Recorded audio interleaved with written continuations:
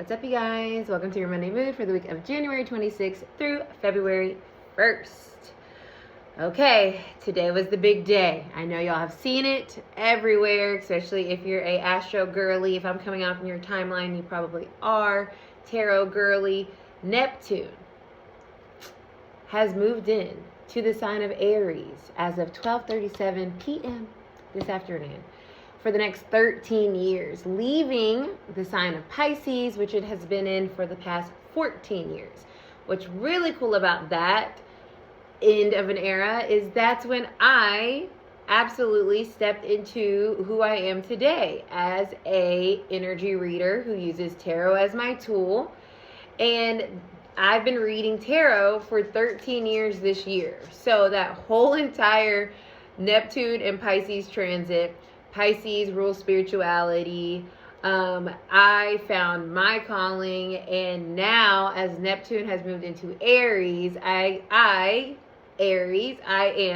get to step fully into who I am, which is an energy reader. I am an energy reader, you guys. Nothing more, nothing less. I read energy, and you can read energy. We all read energy, but I have spent the last 13 years learning how to interpret my energy reading, how it feels through me, what it means to me, and how to do that for other people. And yes, I use the tool of tarot to do that. So in this new era of Neptune and Aries, we're now going to be able to step more into who we are and dissolve, Neptune, some of those boundaries of what's that supposed to look like and what that means. Aries is the pioneer. It is the very first astrology sign, and we're starting a whole new cycle over. So we're at the beginning stages of becoming, and it is up to all of us, and I mentioned this in my other video, to become who we are.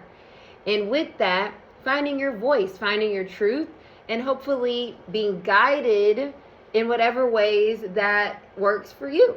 So if you are guided to find your voice, find your truth, find your sense of self through the guidance of an energy reader or a Reiki practitioner, definitely connect with Arcana, because we can definitely help you self-actualize and put your purpose into action. It is all about understanding yourself and how energy flows and works in order to be who you are.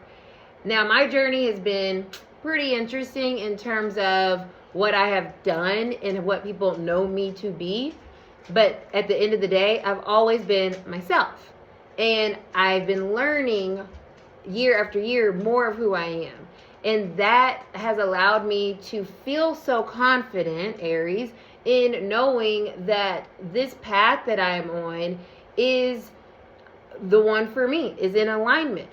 I don't say, preach anything that I haven't put into practice myself. Now, I'm not as transparent or public about my personal life because, frankly, we see where that gets people. But I know for a fact, when you do hard things, breaking up with people, accepting the reality of what something is, walking away from a job or a career that just doesn't feel good anymore, accepting defeat, failure, understanding that you got it wrong and being willing to go back to the drawing board. Doing all those things is what grows us as a person. It's part of our soul evolution to do the hard things.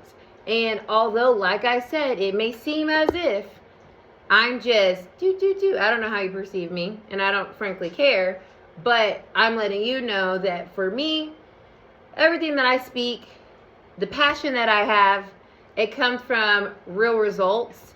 And for that, I will continue this journey as long as I'm blessed to be able to do so, and here to be a guide, because you, at the end of the day, know who you are more than I ever will.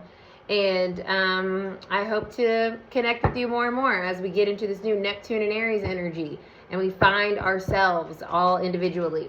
At the end of this week, Sunday, We're going to have a full moon in Leo, another placement that is going to help us start to become who we are, express our creativity, and get back to a sense of wonder and imagination and action around that. You know, Aries, Leo, it's fire energy. We're about to be in the year of the fire horse. It's time to get going, y'all. There's no need to sit on the sidelines anymore and wait.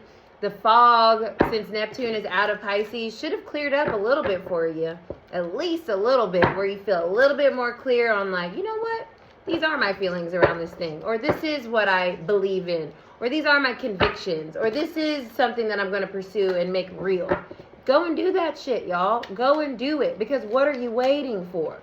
We don't have time to just wait around and see. That was the last 14 years. Now it's time to get to it. Not into it, but to do it. And I've always said that saying, and now it feels a little bit more resonant. So, for the week of the 26th through the 1st, let's see what the collective message is. Now, the reason why I'm shuffling, because earlier I was just shuffling to mix the cards up, but I didn't set my intention. Setting my intention. So you always want to, what are we shuffling for? The collective energy. What am I going to be picking up on, right? What am I picking up on for the collective energy? Maybe this resonates with you, maybe it doesn't. It's okay, right? If it does and you let me know, hella appreciate it. If you don't, hella appreciate you watching still. What is the collective message for anybody that sees this for the week of January 26th through February 1st? Spirit. Spirit, God, Source, the all that we all come from, the light. Ooh. This is what it was at the bottom of the deck when I first shuffled. So the Four of Pentacles is very important. This is Capricorn energy.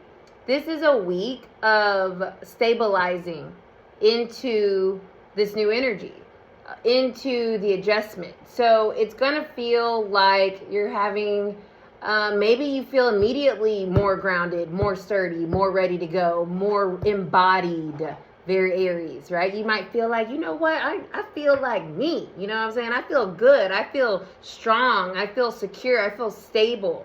I feel like this can take me somewhere, right? How I'm showing up. The Four of Swords and the Empress are our other energies here. This is a healing energy with the Four of Swords. It's a reflective energy with the Four of Swords, especially with the Four of Pentacles that I just talked about. Fours, stability. This is a moment of really seeing who you have been creating the past 14 years. Who is that person? The Empress. Who are you? Who are you? What do you feel? What do you know? What do you desire? What do you care about? What are you building? This is a week of really saying, okay, this is who I am. This is what I have been working with and working on and thinking about and being confused about all this time. And now this week and moving forward, there's this stabilizing effect that happens because we're like being reborn into this version of ourselves. The Empress is a creator, right? A lot of times she's depicted pregnant. And so Aries is the newborn, so to speak, of the zodiac, word to Keisha. And that birth is who we are. After years of healing, years of wondering and trying, now we can start to fully feel embodied. And if you do not, then that means that maybe your healing journey is starting now in terms of you being more open, vulnerable, receptive to the fact that you got to do something different unless you want to keep feeling the same way. You have to be willing to disrupt in order to stabilize. That's your Monday mood. I'll be back next week. And like I said, if you guys want, you can book a personal reading with me at experiencearcana.com. I'm here to give you the guidance, the insight, but it's up to you to know your truth. And so I'm not here to tell you how it is or what it is. I'm here to kind of give you a little guidance, give you a little insight, and then from there you can take it or leave it. See y'all next week. Bye.